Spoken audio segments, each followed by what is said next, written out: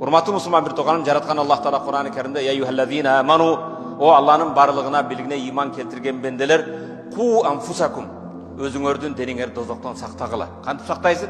Кудайдын буйругун аткарып, Кудай Таала тыюу салган нерсени тыйылып, "Ва ахликум нара", үй бүлөңөрдү да дозоктон сактагыла. Үй бүлөнү кантип сактайбыз?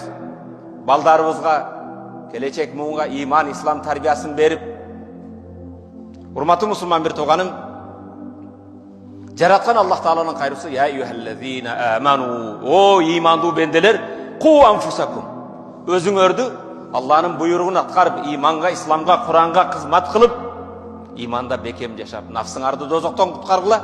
Өзүңөр эле эмес, "Ва ахликум нара", үй бүлөңөрдү дозоктон сактагыла. Үй бүлөбүздү кантип?